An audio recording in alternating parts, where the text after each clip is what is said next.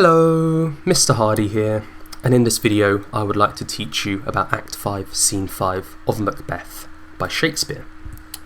You need to be familiar with this scene. You may have read it, listened to it, watched it, or studied it before, and you're using this video as a refresher or to gain a deeper understanding of what happens. As per usual, I'll start by summarising the plot of the scene. We'll then explore the characters, themes, contextual knowledge, and any quotes and techniques you might want to memorise for an exam. And I'll leave you with a question you can answer at the end of the video if you wish to practice. So, what happens in Act 5, Scene 5 of Macbeth? Well, we're back in Dunsinane, inside Macbeth's castle. If you remember, Shakespeare's using a technique called cross-cutting. That means he's alternating his scenes. He starts off inside the castle, then outside, then back inside, then back outside, and now he's back inside in Scene 5. So, Macbeth is in his castle, and he plans to wait out the English army's attack in his castle. He says, "Our castle strength will laugh a siege to scorn. Here let them lie till famine and the ague eat them up." This is a really good military tactic. Macbeth is inside a fortified stone castle. He should stay there and he should let the invaders, the English army, try to break down his castle walls. Chances are they will fail, they'll run out of food, and they may even succumb to disease. So Macbeth is quite confident that he can win this upcoming battle. A female cry is heard from within the castle. The stage direction is a cry within of women. And then Satan arrives. Satan is Macbeth's chief servant, chief advisor, and he announces that Lady Macbeth has died. He says, "The Queen, my lord, is dead." Very factual.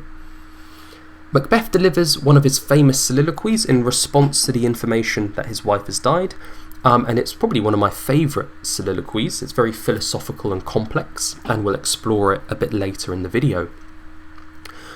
Once Macbeth is done with his soliloquy, a messenger arrives and says that he believes Birnam Wood appears to be moving to Dunsinane Castle. Now this angers Macbeth because it means that the witches would have tricked him and that prophecy that he's trusted is going to work against him. So he's furious. He calls the messenger a liar and a slave, and he says that if he's lying, he threatens to hang him upon the next tree. But Macbeth has worked himself up so much, he's so angry, he decides to armour up and go to meet his foes in battle. He says things like arm and out, which means get my armour, get out of the castle, let's fight. He says ring the alarum bell, which means, get all the soldiers ready for battle. And he says at least we'll die with harness on our back. Harness is armour, so he's going to die a warrior. He's going to die fighting on the battlefield. It's quite heroic, I guess, to die on the battlefield. But from a military point of view, it's a very stupid decision, because when he stays in his castle, he has the military advantage, but when he goes and meets the English army out in the battlefield, he's lost that advantage. So whilst he would ultimately die a hero on the battlefield, he would have been better off being a coward and hiding in his castle. So who are our key characters? Of course, we have Macbeth, and he starts the scene off confident. This is shown through the personification of the castle laughing. Our castle strength will laugh a siege to scorn. He believes, tucked up in his castle, he can't be defeated, and particularly with the witch's prophecies, that no man born of woman can harm Macbeth, and until Birnam Wood moves to Dunsinane Hill, he shall not be vanquished or defeated. He's quite confident at the start of the scene. We then hear that Lady Macbeth has died, and Macbeth is quite desensitised to this information. I would have expected, if your significant other, your husband or wife has died, the partner left behind would cry, would be upset, would be emotional, but Macbeth is none of these things. He says, "I have almost forgotten the taste of fears, I have supped, I have eaten, full of horrors, I have slaughterous thoughts." He's basically done so many bad things over the course of the play that death is just, it doesn't affect him anymore. He's like, couldn't care less, as it were. He doesn't respond how a sensitive human being would respond. He's so full of evil, he's desensitised. Macbeth does come across as quite philosophical in his soliloquy. He talks about life and death and the meaning of life and the purpose of life, and I'll unpack that for you a bit later. When the messenger comes in and says that Birnam Wood appears to be moving to Dunsinane, Macbeth comes across as quite desperate. And he's so desperate, he forgets his really good plan of hiding in the castle, and he gets all angry and decides to go and meet his enemy on the battlefield, which is, from a military point of view, a very bad decision. However, it does portray Macbeth as kind of a warrior.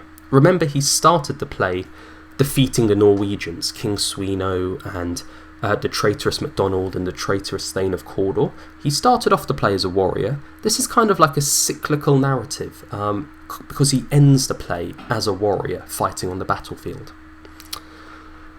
Satan is Macbeth's chief advisor, and he doesn't really do a great deal, he just advances the plot by providing information. The same is true of the messenger. Now, we learn about Lady Macbeth, even though we don't see her on the stage. She dies off stage. We can call this obscenely.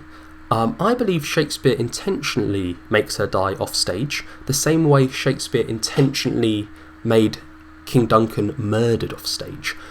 If you see an actor trying to stab someone on stage, or if you see an actress sort of collapsing because she's died on stage, it can come across as quite insincere or quite amateur dramatics. Whereas if someone dies off stage, particularly if you hear a scream, there's a stage direction, a cry of women within, the audience can use their own imagination to imagine a horrific death. Now, when Satan announces Lady Macbeth's death, he says the Queen, my lord, is dead. He doesn't give any clues as to how she died. I have a couple of theories, though. Theory number one, all of the sleepwalking from the guilt she felt for killing King Duncan and her involvement in usurping and taking the crown has left her weak. I believe if you don't sleep properly for a long period of time, you can end up dying. It can result in death. So maybe that's how Lady Macbeth's died. She hasn't rested for many, many days and weeks, and her body is so weak she dies. Theory number two, she may have committed suicide. The guilt of her involvement in killing King Duncan and manipulating Macbeth has left her mind mentally weak, quite mentally unstable, and she's committed a suicidal act and taken her own life. I've debated this with my students. Some agree with theory one, some agree with theory two. I'll leave that decision up to you. So what themes do we have in this scene? We have appearance versus reality. Birnam Wood appears to be moving to Dunsinane Hill.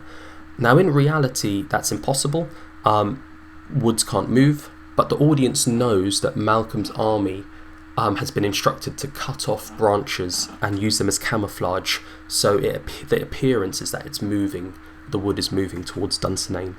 And it's probably at this stage that Macbeth has realised his misplaced trust in the witches is going to backfire on him. That's the third bullet point there, about the supernatural. We don't see the supernatural in this scene, but their influence is there, because Macbeth trusts them, and now he's beginning to realise he might have been deceived. The theme of deceit is also key in this scene. In the middle there, we have power, and you can closely link power with ambition. Now, the consequences of being over-ambitious and wrongfully taking power is clear for Lady Macbeth. She dies. Whether she's died because of physical weakness or mental weakness, I leave that decision up to you. But ultimately, wrongfully taking power, breaking the great chain of being, the divine right of kings, destabilising the natural order, results in death for Lady Macbeth. So, what key context do we have here? Some literary critics and historical commentators suggest that Shakespeare is misogynistic. A misogynist is a man who views women as weaker or less able. And I want to pose this question to you. How is Lady Macbeth portrayed by Shakespeare? And does it suggest that Shakespeare has misogynistic views or not? Again, I leave that decision to you. What I do want to put across, though, is a little bit of historical information to contextualise this statement or this question. When Shakespeare first started writing the tragedy of Macbeth, Queen Elizabeth I was on the throne.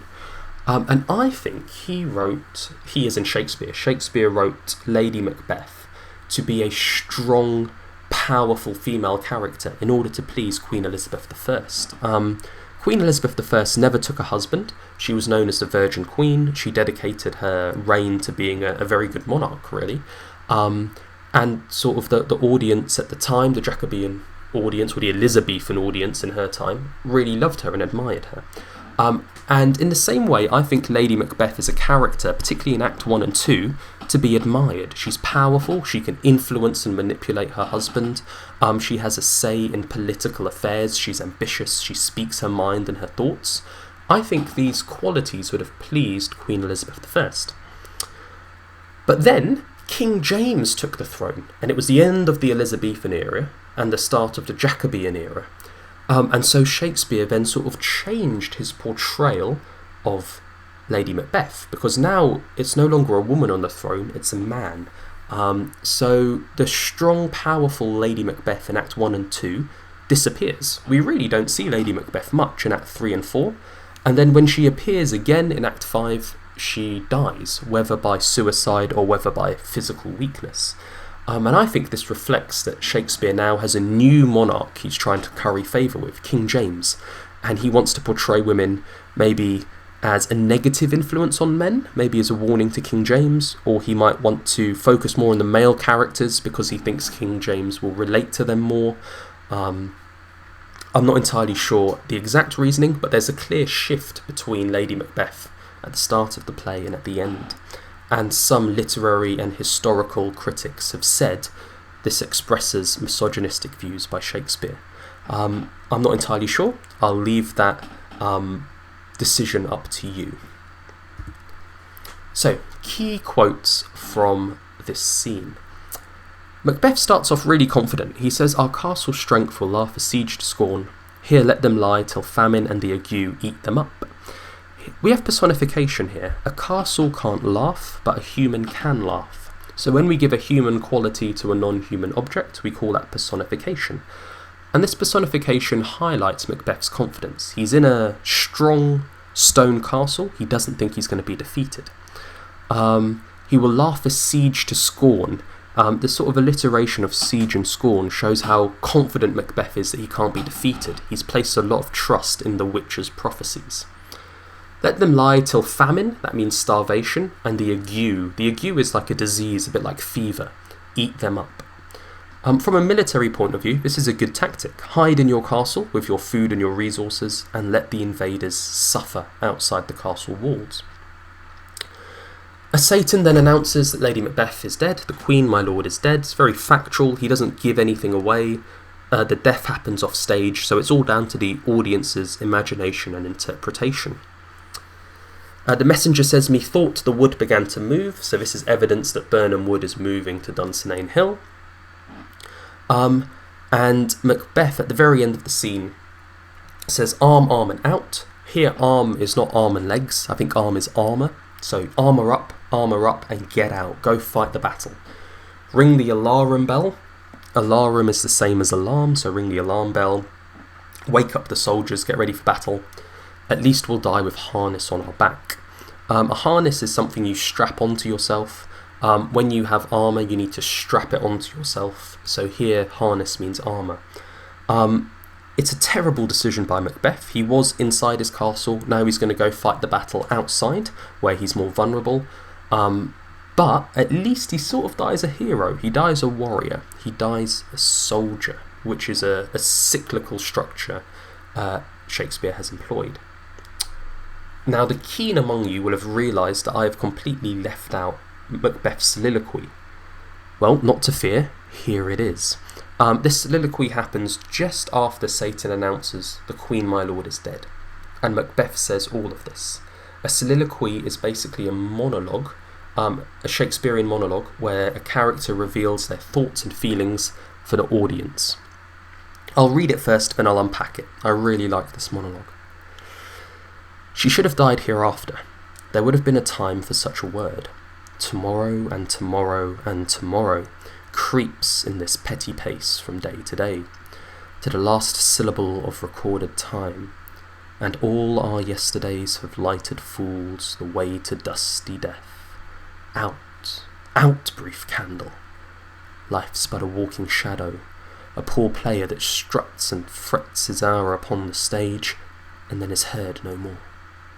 It is a tale told by an idiot, full of sound and fury, signifying nothing. So, what is going on in this soliloquy? Well, it's quite profound, it's quite philosophical. Macbeth starts by saying she should have died hereafter. This could have a couple of interpretations. The she is Lady Macbeth. She should have died hereafter could mean that she was going to die anyway, sooner or later. All human beings died. Meh, so what? It was going to happen anyway. Quite a desensitized answer. It could also mean that she's kind of selfish to die just before a battle. She could have waited till after the battle to die, where I could have grieved her and buried her properly. Again, quite a desensitized response. Shakespeare uses words that his audience could understand. He uses words like tomorrow, today, yesterday. These are very common English words, which maybe his uneducated audience could still access and understand. Tomorrow and tomorrow and tomorrow. This is a triple, this repetition of tomorrow. I think this sort of indicates human nature. We always look for the next thing. I remember being a GCSE student and I couldn't wait for it to be done so I could do my A-levels. Then I couldn't wait for my A-levels to be done so I could go to uni. Then I couldn't wait for uni to be done so I could get a job. And then I couldn't wait to get married and have kids and have grandkids and retire. And suddenly you spend your whole life waiting for tomorrow. You don't enjoy today. And even if you go back in time and look at all of your yesterdays, you will discover that they've been a lighted fool on the way to dusty death. If you take the metaphor of life as a journey, all human beings are walking a journey, a path towards a dusty death, a literation of dusty death. When you die, you could be cremated and your body will be turned into dusty ash, or you might be buried and eventually your body will rot away into dusty earth. Some of my students find this quite bleak, that life is meaningless and we're all just going to die. Some find it quite comforting that actually no matter what you do, the end result is the same for everyone. I'll leave that decision to you. Out, out, brief candle. I think this is a nod to Lady Macbeth. When she said, out, damn spot, out, Macbeth is now echoing that by saying, out, out, brief candle.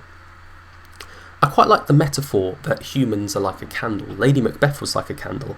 She burned brightly in Act 1 and 2 when she was manipulating Macbeth and calling for spirits to unsex her and plotting and expressing her thoughts and her sexuality. She burned brilliantly. But all candles eventually run out of wax and run out of wick, and Lady Macbeth also ran out of strength and ended up being snuffed out, extinguished, as if someone blew her candle out. There's a great quote as well about teachers. Teachers are like a candle. They consume themselves to light the way for others. There's some debate as to who said this quote, but I really like this metaphor that humans are like candles. We can burn brilliantly, but eventually we run out of wick and wax. There's another metaphor here. Life's but a walking shadow. Your life is a shadow.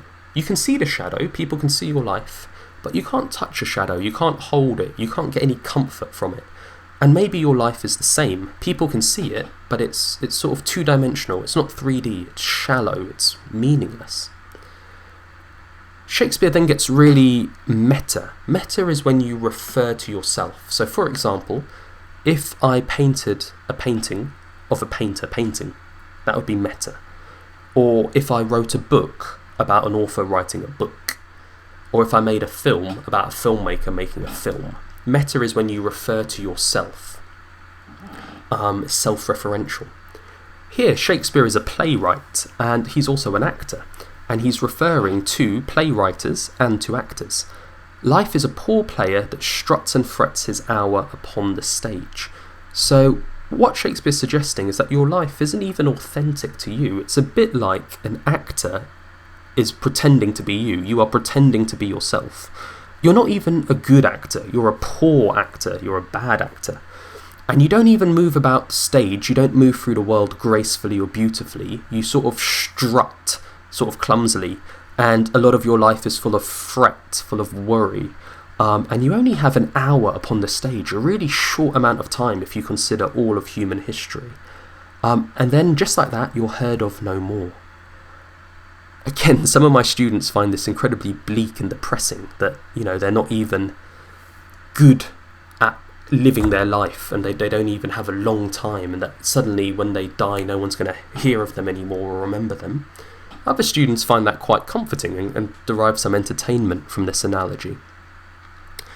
Shakespeare also gets even more self-referential. It is a tale told by an idiot. Now Shakespeare is the idiot, as it were, the writer who is telling the tale of Macbeth. But he's also suggesting that in your life you are the idiot who tells your own story, but ultimately your story is full of sound. You use your mouth to communicate your story. And fury, a lot of the time when you tell people about your life, it's because something's gone wrong. Oh, I can't believe this happened. I can't believe that person did this thing. But ultimately it signifies nothing. 100 years from now, when all's said and done and you're buried or cremated, is anyone going to remember what you said? Is anyone going to remember the things you were angry about? Life signifies nothing. It's meaningless. This is what Shakespeare's teaching us through Macbeth's Soliloquy. Now, if you look carefully at the vocabulary choices here, words like died, dusty death, out, poor, nothing, fury, all of these words foreshadow, they hint at Macbeth's upcoming tragic demise in the next couple of scenes. I personally don't think life is meaningless, but Shakespeare through Macbeth seems to suggest it is. I'll leave that decision to you. Is life meaningful or meaningless? Maybe let me know in the comments what you think. Okay, so you can make notes from this video on a copy of the play, and you can try and answer this question. What is Shakespeare trying to teach his audience through Macbeth's Soliloquy in Act 5, Scene 5 of Macbeth? There's so much you can unpick there, as I've just gone through with you. You may even want to try and link to other soliloquies in the play if you want to practice your knowledge of Macbeth's different soliloquies. I hope you found this video useful. Please give it a like if you did. Please consider subscribing to my Mr. Hardy YouTube channel for more Shakespeare analysis. And feel free to leave a comment if you think I've missed out anything, or if there's anything you want to share with me. Thank you for your attention, and I'll see you on the next one.